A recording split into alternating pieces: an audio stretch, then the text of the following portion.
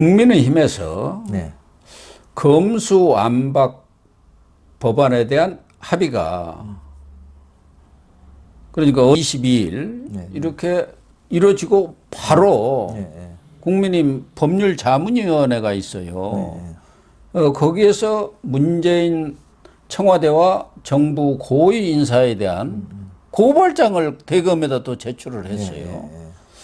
그래서 뭐 이게 오비 일학인지 어쩐지는 모르겠지만 이게 신적폐 수사 이른바 신호탄이 아닌가 하는 그런 관측을 낳고 있는데 맞습니까? 지금 이제 사실은 이런 기대가 좀 있었던 거죠. 사실 검수완박 권성동 씨 합의에 대해서도 이제 비판 여론이 높아지는 게 사실은 이제 문재인 정권 들어서 보통 제가 볼 때는 이제 그 촛불혁명이라는 이름으로 이 사람들이 이제 정권을 잡지 않았습니까? 예, 그렇습니다. 근데 사실은 이제 정상적인, 우리가 그때는 좀 비정상적인 상황이었어요. 왜냐하면 국민 전체가 뭔가 흥분하고 또 이제 그런 그 압도적인 어떤 기세 속에서 정권이 탄생하면서 원래 이제 평상적인 어떤 투표를 통해서 정권이 교체됐다면 사실 그 정도로 이제 그 무소불위의 어떤 권한을 휘두르진 않았을 거예요. 근데 문재인 정부 처음 들었어서 지금 주로 이슈들이 2017년, 2018년 이제 문재인 정부 초기인데 이때 이제 우리가 혁명으로 이제 정권을 교체했다. 그래서 모든 것을 바꾸겠다. 이런 느낌이 굉장히 강했던 것 같아요. 그래서 문재인 대통령도 처음 취임사에서는 이제 나를 지지하지 않은 국민까지 포함해서 모든 국민이 대통령이 되겠다고 했는데 그 뒤에 바로 얼마 안 돼서 발언들이 대한민국의 주류 세력을 교체하겠다 이런 발언도 하고 무시무시한 발언을 많이 했습니다. 그리고 나서 지금도 마찬가지입니다. 이제 윤석열 이제 대통령이 되면 정권 교체 5월 10일 날 이제 새 정부 출범해도 지금 우리 알박기 인사 막 다 해가지고 곳곳에서 자기 사람들 심어놓고 뭐 산하 단체 공공기관 뭐 막 한 거 아니에요. 그럼 이 사람들이 사실은 정권이 바뀌면 자동으로 물러나줘야 되는데 전혀 안 물러나고 앉아가지고 이제 뭐 그냥 말 안 듣고 이러면 골치 아프잖아요. 사실 정권이라. 그런데 이때 이제 사실은 그 불법 감찰, 블랙리스트 작성 이런 일들이 실제로 있었던 거죠. 그래서 주로 지금 이게 얘기되는 이제 김태우 수사관이 그때 이제 특별감찰반에 있으면서 특감반이나 있었죠. 특감반에 있으면서 이제 각 부처를 돌아다니면서 뭐 사람들을 이 사람 빼라 저 사람 빼라 이런 거 막 조사하고 다녔던 거. 리스트를 각 부처별로 다 만들었다고 얘기를 했잖아요. 본인은 환경부를 이제 집중적으로 맡았고 그때 리스트를 뭐 200명인가 몇백 명을 만들었다고 300명인가요? 그렇게 김태우 수사관이 폭로를 했었죠. 네네. 그래서 이제 이게 이제 블랙리스트를 작성하고 그 다음에 이제 뭐 이렇게 물러나라고 이제 퇴직을 강요하고 이런 직권 남용 혐의로 무더기 고발이 됐는데 이 사람들이 이제 다들 핵심입니다. 조국 전 법무장관 그리고 임종석 전 대통령 비서실장 그리고 강경화 전 외교부 장관. 이 외교부는 왜 나왔냐면요. 외교부에서도 원래 이제 그 전 정부의 보수 정권의 이제 외교부는 상당히 이제 친미파들로 구성이 많이 되어 있는 거예요. 북미국장이나 이런 사람들 주로 이제 우리나라 외교가 주로 이제 그 미국과의 어떤 동맹을 중시하는 그 바탕 위에서 외교를 하기 때문에 근데 여기 이제 새로 들은 문재인 정부는 이제 사실은 한미동맹을 좀 약화시키고 북한하고 가까이 가려고 그러니까 전통적인 그 외교 관료들을 쫓아낸 거죠. 네, 쫓아냈죠. 그래서 그게 이제 강경화 이제 외교부 장관이 돼 있고요.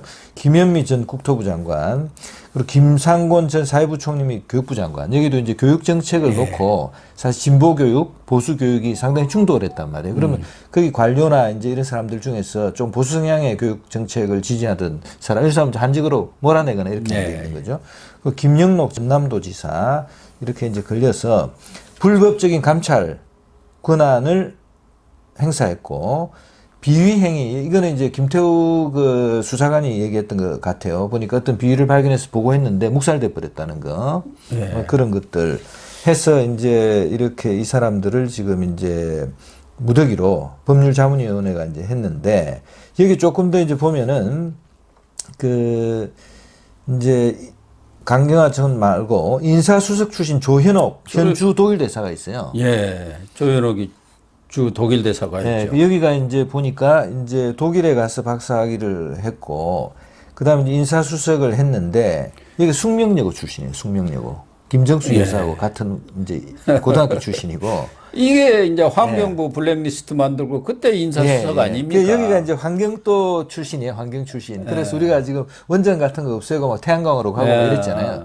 그래서 여기도 뭔가 사실은 수사하면 우리가 급격하게 사실은 원전을 폐기하고 그 태양광은 아직 입증이 안 됐잖아요. 그리고 태양광도 이제 두 종류가 있습니다. 미국이나 네바다 사막이나 이런 데는 가면 태양 그 열을 흡수해서 바꾸는 화학기기가 되는 열판을 설치하는 게 아니고 그게 사막이니까 거의 뭐 비가 안 오잖아요. 그리고 식물도 안 자라니까 그냥 거울을 놔가지고 오목 거울을 놔서 이제 그 거울로 물을 데우는 시스템이에요. 그 미국에는. 그러니까 상대적으로 그것도 미국에서는 이제 오히려 그 태양광 발전소가 환경을 해친다고 하는데 우리는 지금 그 화학 물질이 들어가는 태양광 판을 막 산에 나무를 깔고 패널 태양광 했잖아요.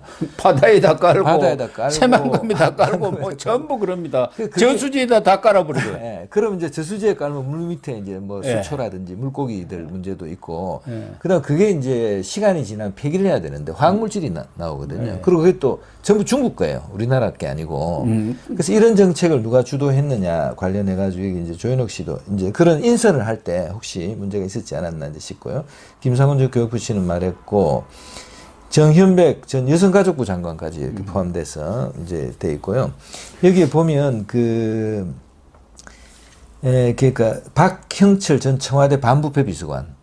그 당시 이제 반부패 비서관이고 사실은 박형철이는 그 내용에 대해서 부인을 하지를 않고 사실상 다 이 검찰 수사 본인도 검사했습니다만 그걸 다 밝힌 사람 아닙니까? 어떻게 보면은 이 친윤 쪽에 있었던 사람이에요. 이제 원래 검사 출신이고 이제 청와대 파견 갔지만 역시 이제 나름대로 이제 조국 그 민정수석 당시 수석의 일을 좀 이렇게 올바르지 않다 생각했던 것 같아요. 그래서 처음에는 잘 하다가 나중엔 다 이제 바뀌었고 이인걸 전 청와대 특별감찰반장 여기도 이제 검사 출신인데 갔다가 여기는 뭐 그만둬서 아마 여기도 기소돼 있는 것 같아요 보니까. 네, 기소돼 있습니다. 그래서 박형철도 기소돼 재판받고 있었죠 그러니까. 아마. 그래서 여기를 다시 한번 다 이제 수사를 하는 건데 사실은 이제 이런 수사가 필요한 점이 있죠. 그리고 이 수사를 하면은 국민들이 아마도 지지하는 분도 상당히 많을 거고요. 이게 이른바 신적폐 수사가 이루어질 것이다. 이렇게들 우리 국민들도 생각을 하고 있고 그걸 당연한 걸로 지금 인식돼 왔던 거 아닙니까? 그 여기가 이제 보면은 이 이제 블랙리스트 수사라는 거와 직권 남용이 사실은 이제 그 박근혜 전 대통령 정부에 대한 수사를 하면서 그때 당시에 수많은 또 이제 공직자들이 이거 여기에 걸려가지고 이제 또 뭐 기소되고 이제 처벌받고 한 건데 직권 남용을 너무 지나치게 광범위하게 이제 봤다는 점도 있고 블랙리스트 이 수사가 이제 과연 이제 그러니까 우리 저 문체부 장관 했던 조윤선 씨가 이제 이거로 이제 감옥 가서 지금 이제 아마 지금은 석방됐죠. 석방됐죠. 김기춘 비서실장하고 이런 사람들이 이제 이걸로 그러니까 이게 이제 윤석열 당시 검찰에 있을 당시 그때 검찰이 적용했던 그 이제 법률을 다시 적용해 가지고 지금 이제 문재인 정부에 대해서 이제 이걸 또 수사하는 형태가 되는 건데 근데 이게 이제 자기들이 했던 걸 똑같이 되돌려주는 시스템이 되는 거죠, 이제. 그러니까 며칠 전에 양양자 무소속 의원 있지 않습니까? 검수한 바 그 안건 조정이 가서 하라니까 그게 양심선언을 했지 않습니까? 자기 양심에 따라서 검수한 바법에 찬성할 수가 없다. 그러면서 민영배 위장 탈당을 했는데 그때 조선일보 인터뷰에서 그쪽에서 지금 이거 검수한 바가 안 되면은 20명이 감옥 간다. 지금 한 10여 명 나왔습니다만은 이거 조사하다 보면 20명 아니라 청와대 인사들을 또 뭐 정부 고위직에 있었던 사람 몇십 명이 갈지 모르는 사안. 그래 야강자 말이 맞는 건가 하는 생각도 들어요. 흐름이 있는 거죠. 이제. 저쪽에서도 그런 걸 감지를 했지 않겠습니까? 사실 두려워하고 있겠죠. 사실 아까도 혁명 두려운 정도가 아니라 공포를 느끼고 있습니다. 저는 그렇게 봅니다. 왜냐하면 너무 그때 사실은 무리해서 안 해야 될 일을 많이 했거든요. 특히 이제 저 같은 경우도 그렇고 우리 박사님도 그런데 언론인들도 사실은 패널에서 쫓겨나고 또 언론사에서 쫓겨나고 이랬는데 여기도 쫓겨났죠. 블랙리스트 같은 게 있다고 봐야 되는 거죠. 사실. 당연히 언론 쪽에 노조하고 연결돼. 그래서 뭐 어떻게 알았겠어요. 보수 성향의 언론인들만 딱 골라가지고 보수적인 패널들 다 쫓아내고 근데 그런 것들이 이제 보이지 않게 지금 여기는 이제 그 특별감찰반 위주로 하지만 만약 이런 수사가 여기서 이제 신적폐에 대한 수사가 확대된다면 사실은 이제 언론인들에 대한 어떤 여러 가지 불이익을 준 것들 그 말고 또 다른 각계각층에서 사실은 이런 일이 있었거든요. 그래서 이런 것들은 사실은 이제 이게 저는 그렇게 생각합니다. 이게 이제 그 어느 한 정부를 떠나가지고 또 다시는 예를 들어서 이제 그 어떤 사상이나 또는 어떤 뭐 이게 정치관이나 이런 거로 이제 뭐 공직자를 쫓아내거나 언론인들을 뭐 숙청하거나 이런 일이 이제 선진국 떠나면 없어야죠, 그게 사실. 예. 그러니까 어떤 잘못을 저질렀다든가 권한을 남용했다든가 뭐 그러면 당연히 거기에 따라서 응분의 조치를 받아야지만 생각이 다르다든가 가치관이 다르다든가 철학이 다르다든가 그런 것을 가지고 어떤 정권이 바뀌면은 진영 논리에 따라서 마구잡이로 쫓아내는 거. 우리 이 국장이 대표적인 사람 아닙니까? 이 문재인 정권 들었으니까 그 막강한 연합뉴스 편집국장에서 노조 동원해갖고 쫓아내버린 거 아니에요. 사장도 나가야 하니까.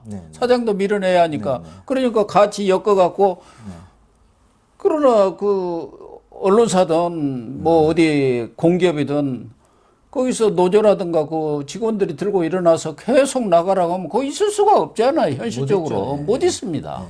뭐 예를 들어서 횡령을 했다든지 뭐 성추행을 했다든지 예. 뭐 불법적인 어떤 행위가 있다든지 이런 모르겠는데 언론인의 경우에는 사실은 다양한 주장을 가질 수 있는 거 아니에요. 우리가 지금 뭐 윤석열 당선인에 대해서 비판도 할 수 있고 또 뭐 잘하는 칭찬도 할 수 있는데 당연하죠. 그게 뭐 비판했다고 쫓아내고 칭찬했다고 네? 뭐 이쪽으로 데려가고 뭐 이런 식으로 하면 안 되겠죠, 사실. 그게 뭐 후진국에서는 있지.